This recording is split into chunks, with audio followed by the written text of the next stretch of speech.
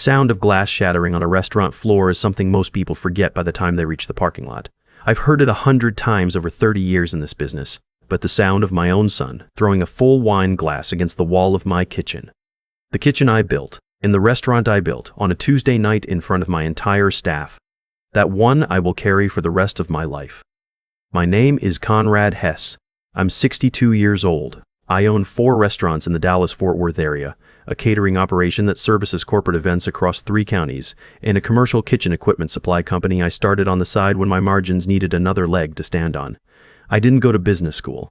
I dropped out of community college at 19 to wash dishes at a barbecue joint off Route 35, and I kept my head down and my mouth shut and watched how everything worked until I understood it better than the people who owned it.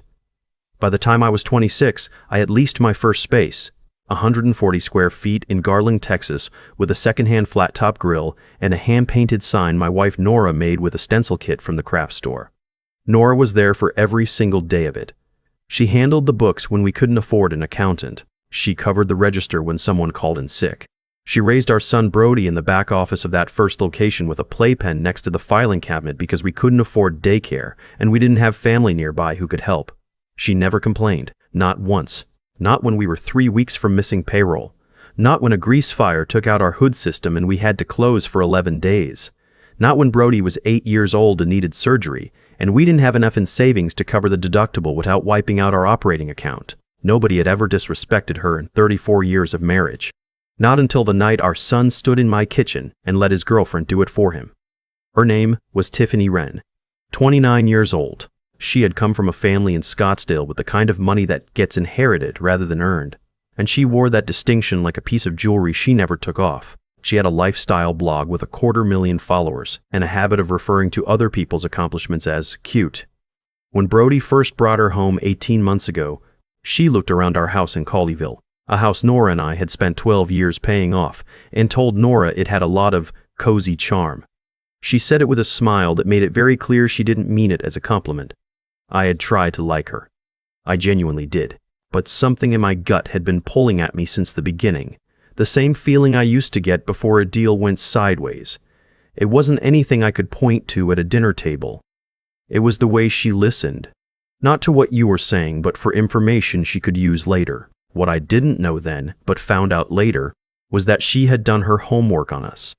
She knew about the restaurants, the catering company, the equipment supply operation. She had looked at our assets and done the math and decided Brody was the most efficient path to a comfortable future that someone else had already built.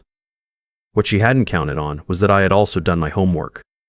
The night everything came apart, we were at the flagship location, our 30th anniversary dinner for the restaurant, a private event, family and longtime staff, and a few loyal regulars who had been eating with us since the beginning. Nora had dressed up. She almost never dresses up anymore because she says the restaurant has no dress code, which is true. But that night she wore the blue dress she bought for our 25th wedding anniversary and her mother's earrings. She looked exactly like the woman I married. I had my arm around her when Tiffany arrived 40 minutes late, pulled me aside before I could even say hello, and told me she needed to speak to Nora privately about something important. I said now wasn't the time. She said it couldn't wait. I told her we could talk after dinner, and she lowered her voice and said that she had already spoken to a family law attorney and that she and Brody were prepared to contest my business ownership structure if I didn't sit down with them this week to discuss, her word, a fair transition of assets. I looked at her for a moment, then I excused myself, walked to the bar, poured 2 fingers of bourbon, and drank it slowly while I looked out at the dining room full of people I had known for decades. I set the glass down. I did not say anything else to Tiffany that night. Not then. What happened next is the part I still have trouble putting into words, not because I don't remember it clearly, but because no father should have to remember it the way I do. Nora approached Tiffany about an hour later. I saw them in the corner near the service entrance, and from across the room I could tell Nora was keeping her voice low and steady, the way she always does when she's trying to handle something without making a scene. Tiffany's posture changed. She crossed her arms, and then she said it loud enough that the 2 servers nearest the door both stopped walking. She told Nora that she was a small woman who had lived a small life, and that the only reason anyone in this room respected her was because of a business she hadn't actually built. She said Brody had already told her everything about how my decisions ran the company, and Nora just kept the spreadsheets. She told her to stay out of conversations that were above her level. Nora stood very still. She didn't flinch. After 34 years with me, she has learned that going quiet is its own kind of answer. She just looked at Tiffany, nodded once, and turned to walk away. That's when Tiffany grabbed her by the arm and pulled her back, hard enough that Nora stumbled, hard enough that she reached for the wall. Brody was 7 feet away. I know because I counted later when I went back and looked at the room on the security feed. 7 feet. He saw what happened. He watched his mother grab the wall to keep her balance, and he stood there with his hands in his pockets, and he looked at his shoes. I have worked 60-hour weeks for 30 years, so that boy would never have to know what it felt like to struggle. I put him through college, bought him his first car, co-signed his apartment lease when he was 23, and had no credit history. When his first job didn't work out, I gave him a management role in the catering operation. When that role required training, I paid for it. When he wanted to move to a nicer apartment, I helped with the deposit. I had never asked him for anything except to be a decent man. I had my answer. I didn't raise my voice. I have never once raised my voice in my dining room in 30 years of service. Instead, I walked straight to the host stand, picked up the house phone, and made 2 calls. The first was to my attorney. The second was to our director of operations, a woman named Harriet, who has run our back-of-house logistics for 11 years, and who knows how I think better than most people in my life. I told her 3 words: initiate Plan B. She said yes, sir, and hung up. Tiffany was still talking when the catering manager walked out and quietly informed all guests that due to an urgent private matter, the private portion of the evening was concluding. He thanked everyone for coming, offered complimentary dessert boxes at the host stand, and began dimming the lights over the dining room in the way we do at close. The general public seating stayed open, but the reserved private section, the one Tiffany and Brody were standing in, went dark and quiet in about 4 minutes flat. Tiffany looked around and then looked at Brody. Brody looked at me. I was already walking Nora toward the back office. We went to the urgent care clinic on Precinct Line Road because the bruise on Nora's arm was already coming up purple, and I wanted it documented before we went to sleep. The intake nurse asked what happened, and I told her exactly what happened. The attending physician photographed the contusion and described the mechanism in the chart without my asking. A bruise from a grab tells a different story than a bruise from a fall. This physician understood that without me having to explain it. She wrote it all down. While I was in that waiting room, Brody called me 6 times. I know because I watched the phone light up on the seat next to me without answering it once. On the 7th attempt, a text came through. He said Tiffany had told him I had pushed her first and that I was trying to set her up. He said he had been with her all evening and he knew what really happened. He had not been with her. He had been 7 feet away, looking at his shoes. But I suppose when you decide to rewrite history, proximity is a flexible concept. I put the phone face down on the chair and held Nora's hand while we waited for the discharge paperwork. Tiffany made her move the following morning. She filed a complaint with the Texas Alcoholic Beverage Commission claiming I had been visibly intoxicated while managing the restaurant and had instigated a physical altercation with a customer. She also contacted a local food blogger with 60,000 followers, a woman who apparently owed her a favor. And by 9 in the morning, there was a post going around suggesting our flagship location had an unsafe environment and management with a history of aggression toward women. By 10:15, I had 2 one-star reviews posted by accounts that had never reviewed anything else. The comments were word for word identical. I sat at my desk and read through all of it very slowly. Then I called my attorney and told him to pull everything we had prepared and file it. Here is what Tiffany did not know. 6 weeks after Brody brought her home, I hired an investigator. Not because I wanted to find dirt on his girlfriend, because I had watched her at dinner twice and I felt that specific thing in my stomach that I have learned over 30 years never to ignore. The investigator came back 2 weeks later with a report that ran to 41 pages. Her previous long-term relationship had ended with a civil suit filed against her by her ex-partner's family, alleging she had misrepresented herself as a co-investor in a property deal and diverted funds. The suit had been settled confidentially. Before that, there had been a restraining order filed in Maricopa County that was later withdrawn. Her blog income was significantly overstated on the social media presence she projected. The brand deals were largely gifted product, not paid contracts, and the follower count had been inflated by a purchased engagement service she had used twice in 2 years. She was not who she said she was. She had a pattern, and Brody was the next entry in it. I had sat on that report for months hoping I was wrong. hoping whatever I was feeling in my gut was just a father being overprotective of a son he'd worried about his whole life. I kept the file in my desk and didn't open it again until the morning after the restaurant. My attorney filed a formal response to the TABC complaint with the time-stamped security footage from the entire evening. You could see every corner of that dining room from 4 angles. You could see Tiffany arriving late. You could see me at the bar, 1 drink over the course of 4 hours. You could see the corner near the service entrance clearly enough to watch Tiffany's hand close around Nora's arm. You could see Nora's shoulder drop when she was pulled. You could see Brody standing 7 feet away looking at his shoes. The TABC investigator called me personally 2 days later. She said the complaint had been reviewed and formally closed. She also noted, without me asking, that filing a knowingly false complaint with the commission was itself a violation that the commission had the discretion to pursue. I thanked her and ended the call. My attorney sent a cease and desist to the food blogger the same afternoon. The post came down within 3 hours. The 2 fake reviews were flagged and removed by the platform before the end of the business day because my attorney had documented the duplicate language and submitted the account creation dates alongside the complaint. But the second part, the part I had been planning since the morning I got that 41-page report, that was just getting started.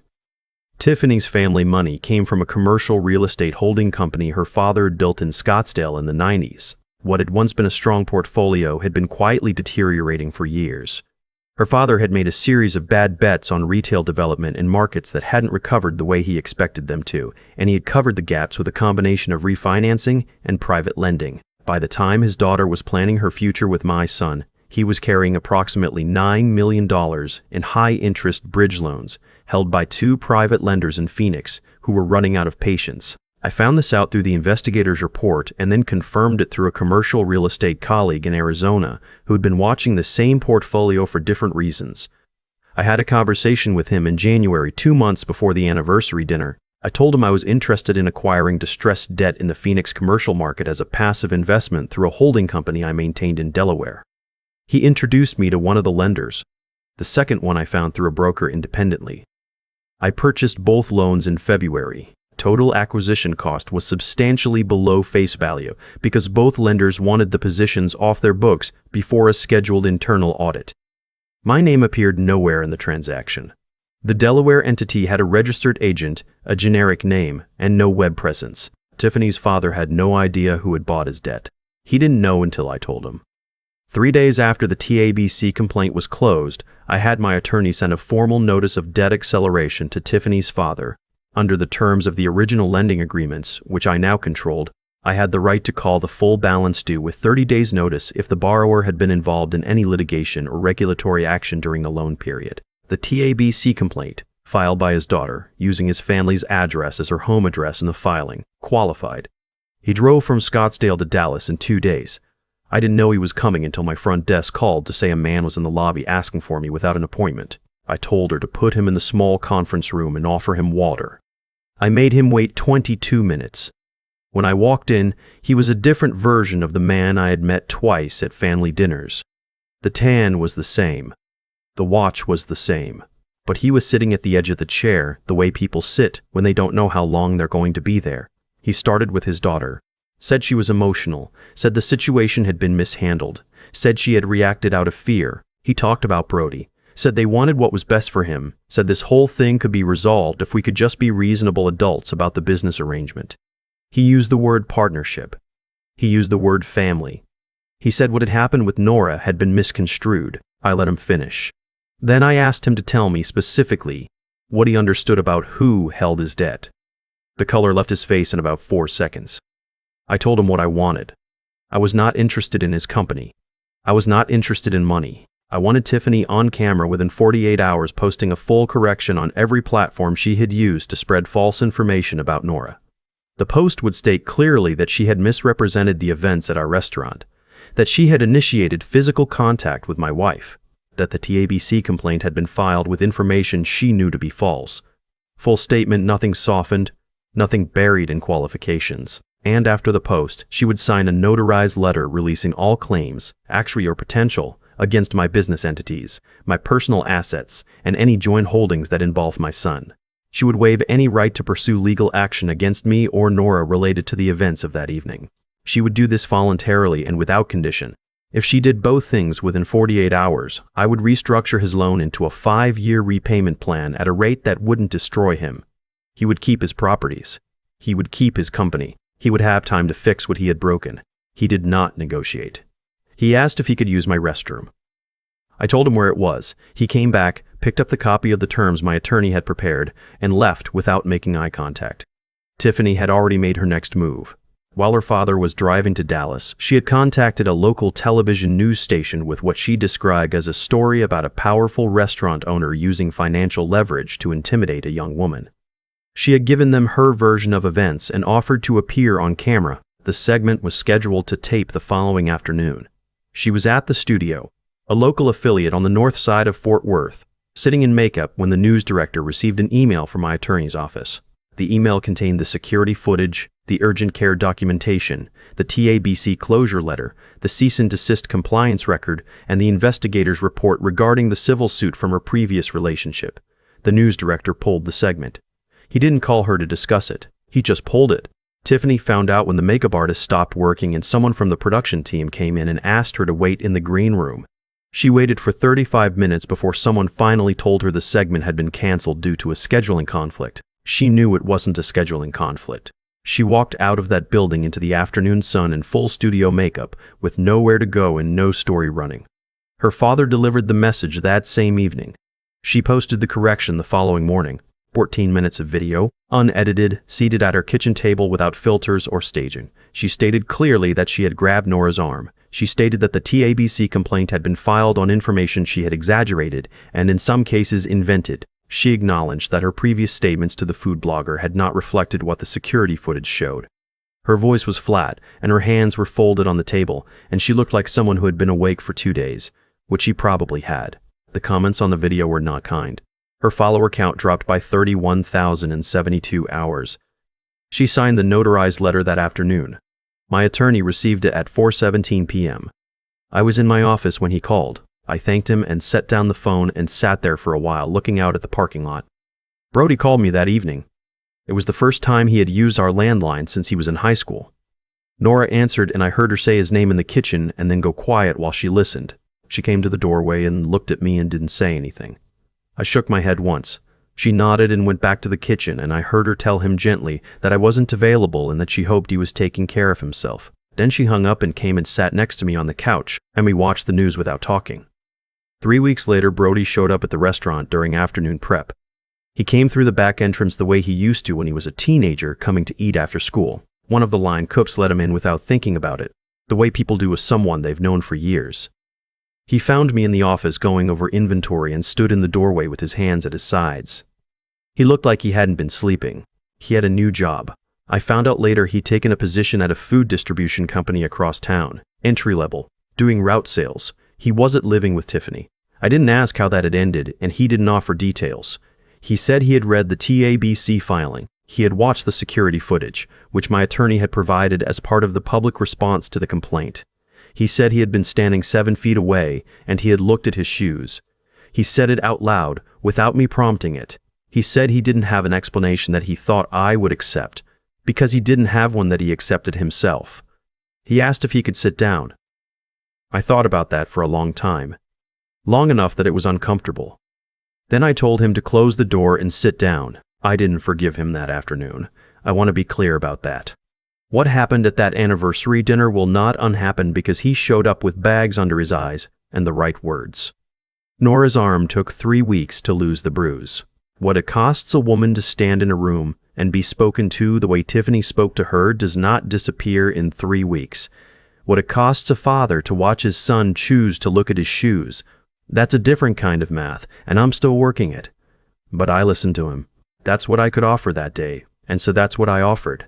He talked for about 40 minutes and I listened, and at the end, I told him to go home and get some sleep, and that we'd talk again when we were both ready. He stood up and reached out his hand, and after a moment, I shook it. Then he left through the back entrance the way he came in. That was 4 months ago. Nora and I have talked about all of it more than I can count. Late at night on the back porch, when the Texas heat finally breaks and the neighborhood goes quiet. She says the hardest part isn't what Tiffany did. The hardest part is what it showed her about the gap between the son we thought we raised and the man who stood 7 feet away and made the choice he made. She's not wrong. A parent spends 20 years building someone, and the real test isn't who they are when things are easy. It's who they are in the exact moment that it would cost them something to be decent. Brody is finding that out now the long way, which is the only way that ever actually sticks. I've been thinking lately about what I'm actually building and who it's for. Nora and I rewrote our estate documents last month with our attorney. The restaurants and the equipment company go into a trust that funds a culinary training program for workforce development, specifically for adults coming out of the correction system who are trying to find stable employment in food service. I got my start washing dishes. I know what it means to be given a chance to learn something useful when nobody else is offering you anything. The money will do something real. Last week, Brody came to Sunday dinner, first time in months. He sat at the table and ate the food Nora made, and he helped clear the dishes without being asked, the way he used to before all of this. He didn't try to explain himself again. He didn't fill the silence with apologies. He just showed up and did the small things that used to be automatic between us, and I let him do them. I haven't said everything is fine. I don't know yet if it will be. What I know is that the door is still there, and he's standing on the right side of it now, and that's a start. If you've ever written off the feeling in your gut when something about a person didn't add up, listen to it. I spent 6 months hoping I was wrong about her, and every week I waited was another week she spent positioning herself closer to everything Nora and I built. Document what you see. Protect what matters. And understand this clearly. The people who depend on your silence to operate will always call your response unreasonable. That's how you know you're doing exactly the right thing. If this landed close to home, drop a comment and tell me where you're listening from. And if you believe that what you build with your own hands deserves to be protected, hit subscribe. There's more coming. People ask me sometimes what the hardest part of all of this was. They expect me to say it was buying those loans or sitting across from a man I barely knew while he realized his entire financial life was in my hands. They expect the answer to be something strategic, something cold. It wasn't any of that. The hardest part was standing in my own restaurant, a place I built one table at a time over 30 years, and watching my son look at his shoes while his mother grabbed the wall to keep her balance. That image has not left me. I don't think it ever fully will. Here's what I've come to understand about how things play out the way they do. The outcomes in this story didn't happen because I got lucky, or because I'm particularly clever, or because the universe decided to settle a score on my behalf. They happened because of a chain of choices that started long before that anniversary dinner. Tiffany made choices about who she was, about what she valued, about how she treated people she thought couldn't push back. Her father made choices about his business and his debt and what kind of daughter he raised. Brody made a choice the night he stood 7 feet from his mother and did nothing.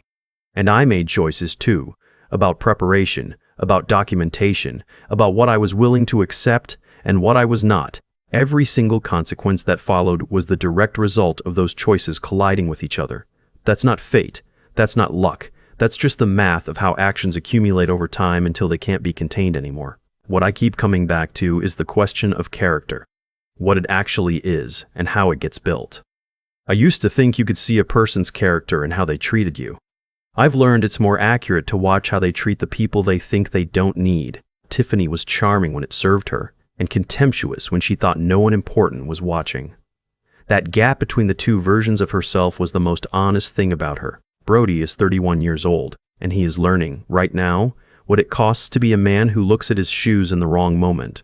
That education is painful and slow, and he's doing it without a safety net, which is exactly the condition under which real character either forms or doesn't. I can't do that work for him. I tried for 30 years, and what I actually built was a cushion so thick he never had to feel the floor. The best thing I ever did for my son, and I won't pretend it didn't hurt me to do it, was take the cushion away. Nora still has a faint mark on her arm where the bruise was. She doesn't mention it. She's not the kind of woman who catalogs her injuries for effect. But I notice it in certain light, and it reminds me why none of what I did was excessive. Protecting the people you love is not a negotiable position. It doesn't come with exceptions for family members who make it inconvenient. The moment you start making those exceptions, you teach everyone around you what the actual price of your loyalty is, and they will spend it accordingly. If you've been sitting on documentation you haven't filed, or a conversation you haven't had, or a decision you keep putting off because you're hoping the problem will soften on its own. It won't. The people who are counting on your patience are not going to become different people while you wait. They are going to become more confident that you'll keep waiting. Know what you've built. Protect it. And never confuse blood relation with earned trust. They are not the same thing, and the confusion between the two is where most of this kind of damage begins.